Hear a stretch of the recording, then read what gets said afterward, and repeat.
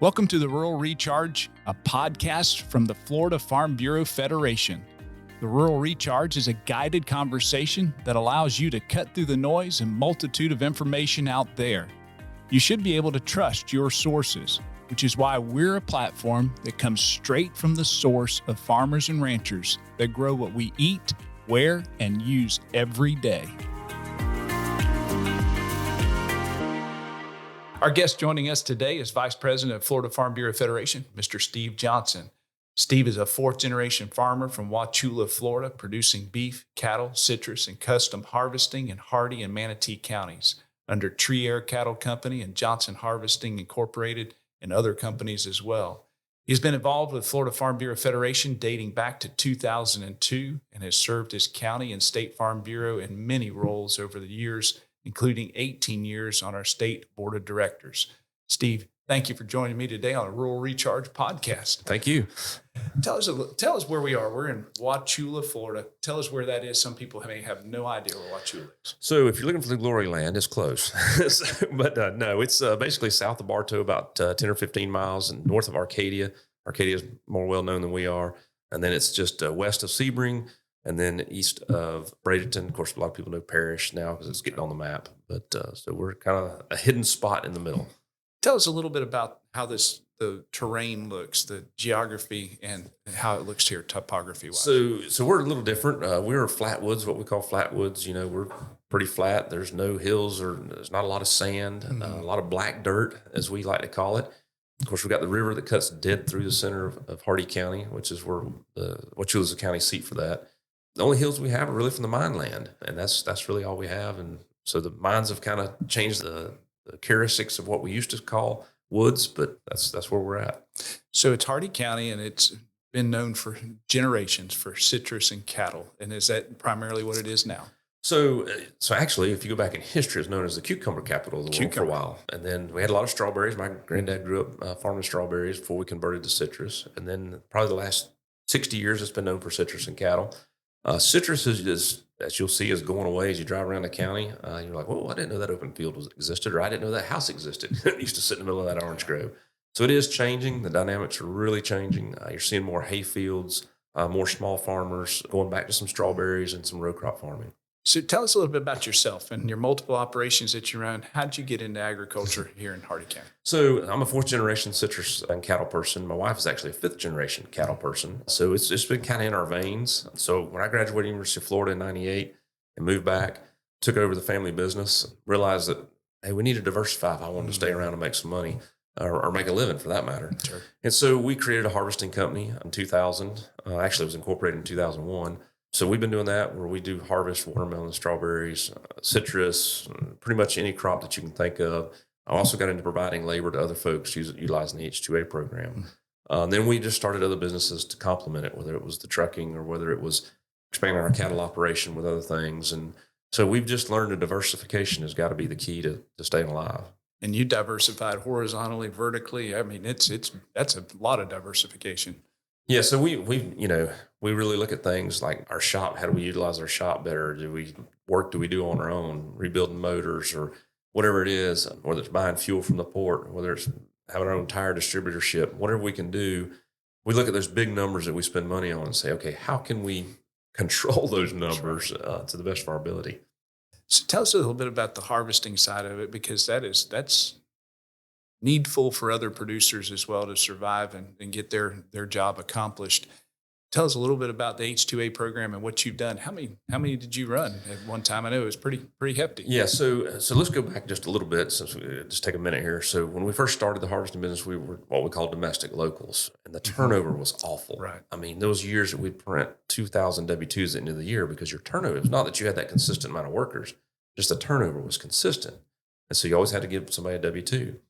So fast forward 9 seasons ago, I lose track, we converted to H2A. And so, which was a lot more sophisticated work. It was easier to plan because I knew exactly I'm going to have this many guys every morning.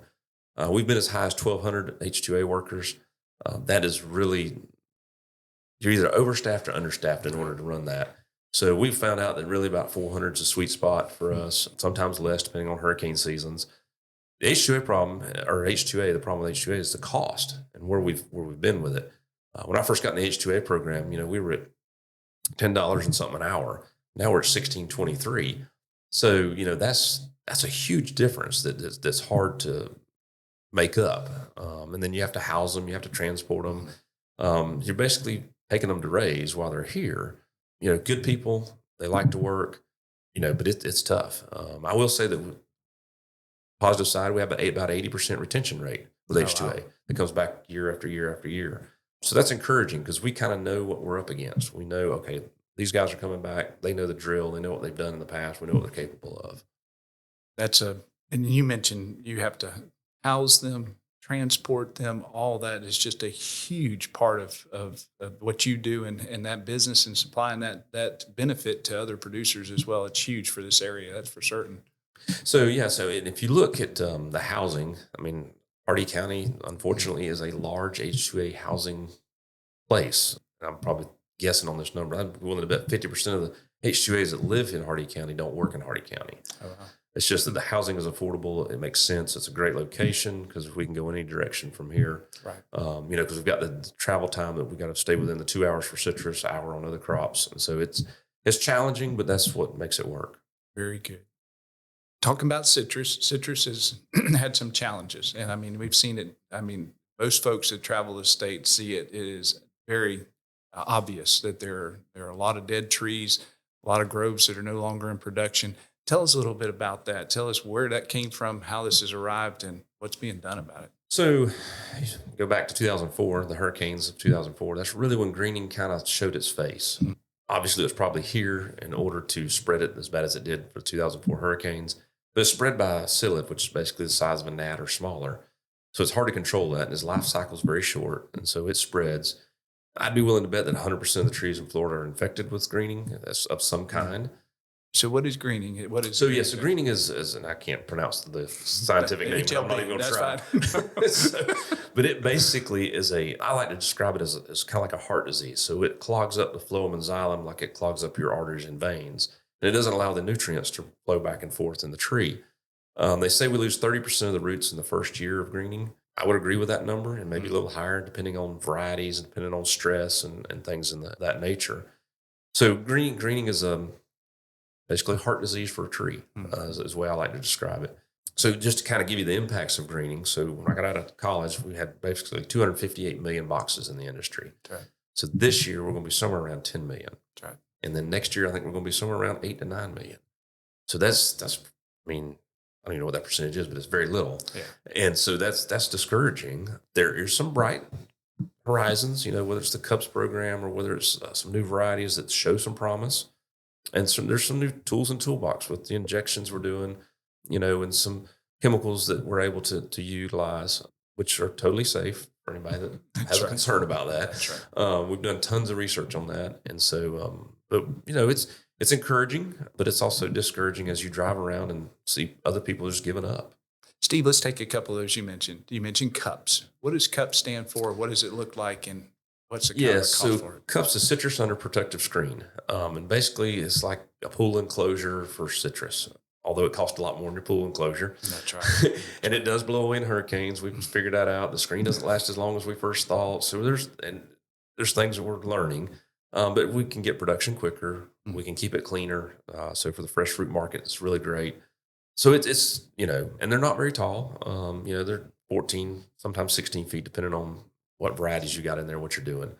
Those are becoming more and more popular. It's just very expensive. They're hard to insure. Right. So there's little things, nothing's easy anymore. And then what was the other thing? The second one that I thought just stood out in my mind was injections. You talk about injections.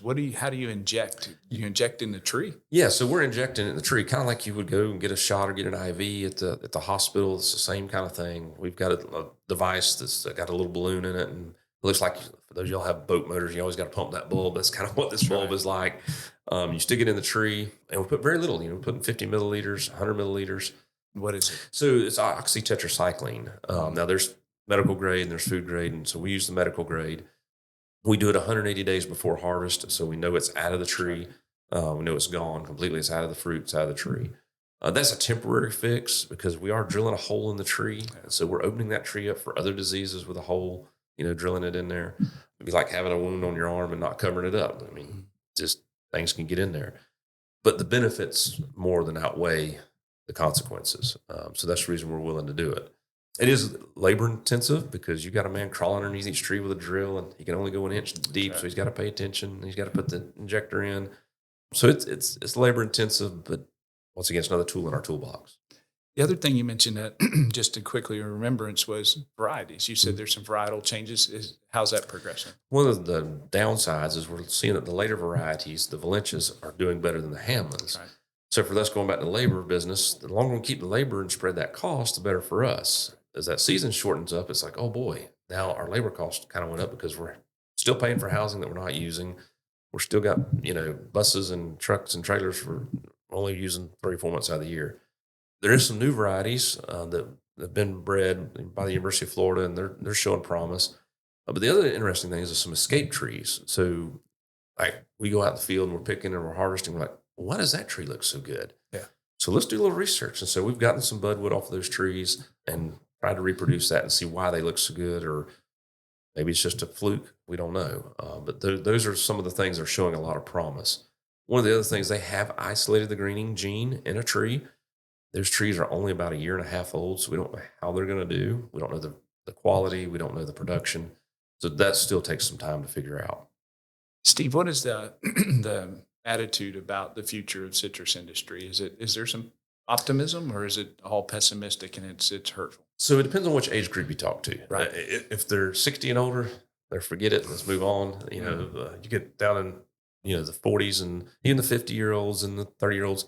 Because you got to remember with citrus, when we plant it, we're looking at 5 years before we see any returns. So you got to be committed.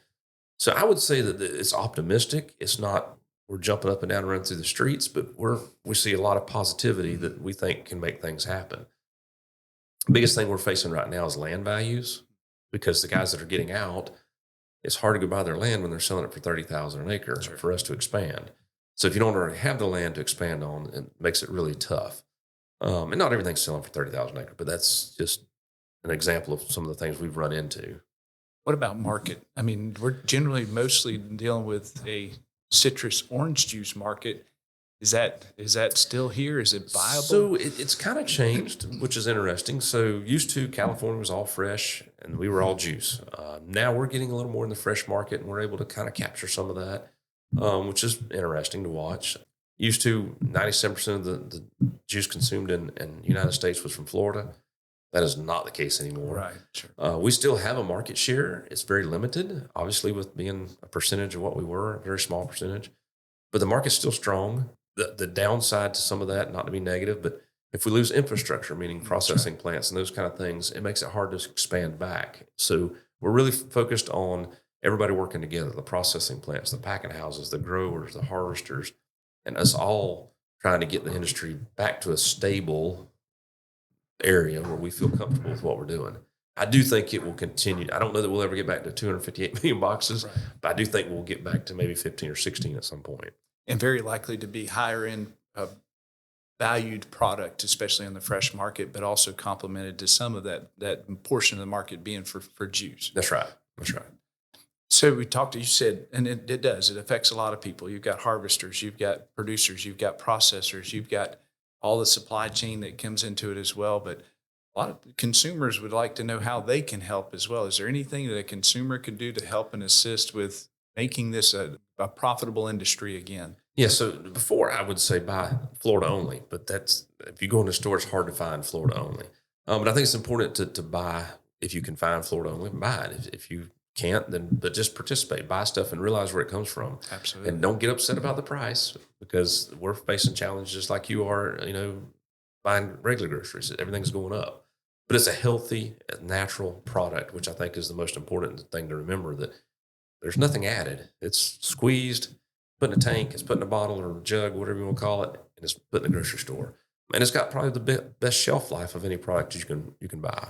We've also, Steve, you and I have been involved with some of the government side of it too that's been assisting. Consumers can help, but government can help too. And most recently we had Senator Moody actually has proposed some legislation. You want to talk a little bit about that? Yeah, so that's really to lower the bricks level. If you don't know what bricks is, that's a sugar content. Used to, Florida had a really good bricks in their oranges, what we High call quality. high quality. That gave it that great taste, but it was very sugary. And of course, sugar has always given us a fit with people being diabetic or whatever. Doctors saying, "Oh, don't drink orange juice; it's too sugary." So now that sugar content has come down, it's almost like we're playing into the doctor's hands here. That's right. And so, but there's legislation that says we have to have orange juice at a certain standard. I mean, it's tough to get that standard anymore. So we just want a little help bringing that standard down so we can continue to grow a product, but it's still going to be a healthy. It's actually got less sugar, but it still has all the vitamin C and all the racinoids and all the other stuff that everything is healthy. It's just we're bringing the sugar content down, which is actually is a plus for everybody. Right. In the grand scheme of things. Would that compromise taste any? No, because I mean, it will a little bit. I shouldn't say no. It will a little bit, but we've had the low bricks now since 2004, basically, That's right. and sales are still good. People are still buying it. I'm still drinking it, so it's still good. So that's at Senator Moody at the federal level. At the state level, we've had some tremendous assistance and at least attempt to assistance at this point with Senator Albritton, who is a citrus grower, family member, a cousin of yours as well. And he's tried to do some things to assist citrus production. Can you tell us a little bit about what he's doing, what his plan is, and his objectives? And so he's got a lot of money that he wants to get in this next budget. But let's back up before that, what's already been done, Right. which I think is very important. Sure. We have the CRAFT program. It's basically where we can apply for assistance with planning, injections, resets, several things that we can apply for. The reason that's important is through CRAFT is because they're taking that information we give back to them and they're like looking through that information. So they'll look at what varieties we planted, how they produced, how their quality was, how long it took them to grow, what it cost us to grow it. And so it's almost like free research, even though they're paying us Right. to do this. It's a cost share, but it's good information because we have to submit that information in order for us to get paid or get that cost share money. So we're putting that money out first, and then we get it back after we've submitted all our information. Which, so like to me, is free research, or we're getting good quality research. You're getting growers, you're getting real field data. So that's been very important, not just for the growers, but for the industry as a whole. And the other thing is, trying to get some help on when we push an old grove with our taxes. So Right. the property taxes remain at a lower rate until we decide what we'll do with that land. I think it's up to 5 years now. And so that helps us with decision making. It helps us with taking time to get an old grove out, get a new grove in, and get things lined up. So the CRAFT program has been huge. Marketing has been some money thrown at marketing to keep our market, because that's important too. If we get the industry back up and rolling, we got to be able to sell what we've got. I mean, look at every license plate in Florida. It's got That's an orange right. on it. That's right. Unless you got an ag tag. Then it doesn't. But I mean, it's an iconic way of how Florida was built. Sure is. And he's Senator Albritton. It's nice to have a champion, especially at that level. That's for sure. And for research CRAFT, does CRAFT make a producer completely whole, or is it just a portion? No. And I wish it did. That'd be nice, That's right. but that's not. No, it's probably, depending on how you got your grove set up, it's probably about a 50% cost share. But that's pretty significant. And it's so you got to remember too, the guys out in the Midwest get subsidies. We don't get subsidies. I mean, this is our only way of getting some help. And that help is not just for the producer, it helps entire communities, it helps entire state, especially for our economy. It's built on agriculture, and citrus is the behemoth, has been in the past there, and now is struggling, that's for sure. Well, and you make a good point there, because you think about your local hardware stores, your Right. local mom and pop restaurants, you think about car dealers, tractor dealerships, parts, I mean, whatever you want to talk about. In a community, a small community especially, but even large communities, if that industry is gone, then who spends their money there? And it's very far reaching. We know some of those small communities, especially, I mean, even government, it's definitely hurts there. It's not just private sector, it's public sector too, very far reaching.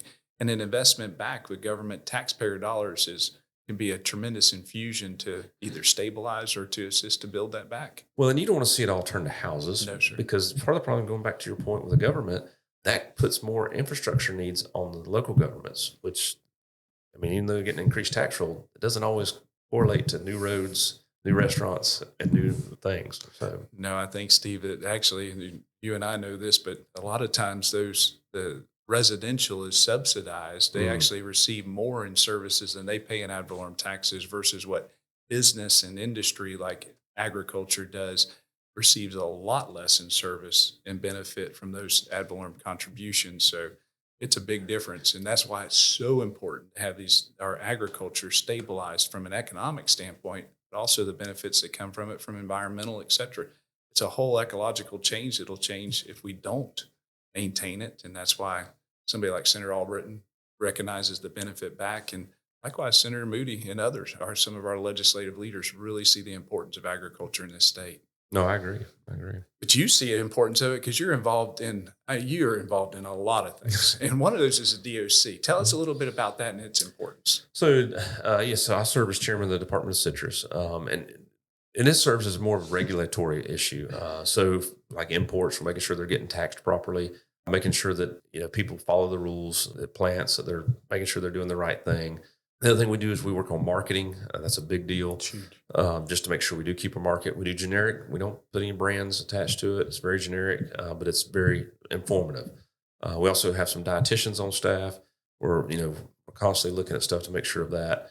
We even went as far as Department of Citrus and invested in an orange grove to try to do our own little research to try to keep things going. We have craft. We oversee. Just a lot of moving parts in that department, especially for the number of employees we have. We don't have a whole lot of employees, and so there's a lot that goes on there. Steve, tell us a little bit about the marketing side of it, because I can tell you, I think that we can grow things, but if we can't sell it, it absolutely is of no value. The marketing side, have you seen a tremendous diminishing of that particular portion of what you're overseeing? So really, COVID. Let's go back to COVID. That was the best thing that ever happened to us because. Hey, drink vitamin C, you'll get healthy. There you go. And so it really gave us a great boost. The other thing that we've been really focused on is online shoppers, whether it's the Kroger's, the Walmart, the Instacart, those kind of things. We've been really putting a lot of focus on that. And we're seeing huge returns. I mean, like 4-to-1. Oh, wow. And so that's really exciting to see. And all it is just making sure we pop up in the search engine or making sure that we're the first thing there. And that's been cool to watch and cool to see. The overseas stuff has been kind of a little tough just because we got to make sure we got supply to do that, but we're still involved with that. Japan is one of our biggest exporters of grapefruit go there. And so that's still a big market for us. But that marketing division has been really, really important in order to keep that going and make sure we get that going. What about tariffs and some of the things in regard to trade? You mentioned trade there. Japan's a huge one. Canada, I'm sure I've heard that, especially in regard to their embassy, at least mentioned that to me personally.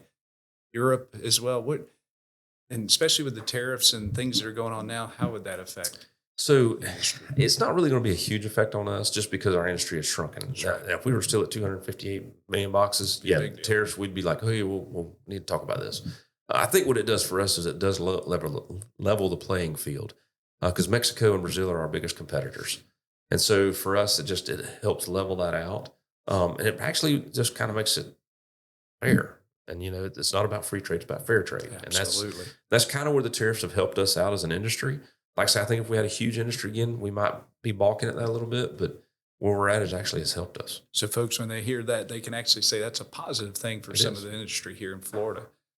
Going back to it, you serve on a lot of different things. You're Hardee County Soil and Water Conservation, Florida Citrus Mutual, Hardee County Chamber of Commerce, your American Farm Bureau Federation Labor Committee board member. You do all kinds of things. Why is it important for somebody like you to be so involved with so many different things, especially as a farmer? So, and I call it more than involvement, and I'm going to steal this from Zippy Duval from years ago. It's more about engagement. If you want to make a difference in something, you got to engage. It's kind of like when you're dating, you're involved. It's kind of like, okay. But when you engage, you're making a commitment to make a difference. So I know it's kind of funny to think about, but that's how I look at it is, hey, yeah, we're dating, we're involved. But you're engaged. When you're engaged, that's a whole nother step. You've taken the next leap of faith here. So you got to have a little fun in life. But I think that's what's important is to engage because my granddad and my dad used to tell me this all the time that, hey, we're working for you. And I'm like, I'm 10, 12 years old. I'm like, what does that mean? There ain't no way. I'm the guy that's getting $5 an hour, But what they meant was what they were doing, they wouldn't necessarily see the results, but I would. And so I think about that and think about my kids and the next generation and what I want them to be aware of and what I want them to be involved in. And so that's why I do what I do. And I think it's for the next generation. And I think it's important If you care about something, you got to get engaged. You got to take care of it. You got to figure out how to make it work. We need workers. Don't get me wrong. Not everybody can be engaged, but those that have a passion for it need to be engaged in order to make a difference. Well, I want to say thank you for it because, Steve, it makes a difference. Your involvement is far-reaching. It's not just here locally, and it's statewide. It's global, and it's a huge contribution. It's a huge sacrifice, and I don't think a lot of folks realize what it takes and what you do personally. But I want to say thank you. It's amazing what you're able to do. Well, and I appreciate that, and just so everybody knows, I enjoy it. I really do. It's some days it's fun, some days it's mind-boggling, but most part it's kind of fun. Well, Steve, I can tell you what, I've learned a lot just in a short time, even here today. I actually learned some things I thought I knew and I did not know as well. And I'm sure our audience, listening audience, has had the same. If there could be one thing you want to leave with the listeners, what would you like to say? Well, I think what's important is thank a farmer. When you get up every morning, whether you're drinking coffee, whether you're eating breakfast, whatever you're doing that first thing in the morning, thank a farmer, because you wouldn't do what you do today. You wouldn't get dressed. You wouldn't have a cup of coffee. You wouldn't have a banana or anything if you didn't have a farmer. So thank a farmer. Well, thank you, Steve. Thank you for your time. Thank you for all that you do. It's been a blessing. May God bless you and your family here in Wauchula, Florida. Thank you. Thank you so much for supporting the Rural Recharge podcast. We hope that you are enjoying these conversations brought to you by farmers for your benefit. While you're here, please consider giving us a rating or a review. It really does help us to continue to share the stories of our Florida farm families and the important impact they have on your community. Thank you, and have a great day.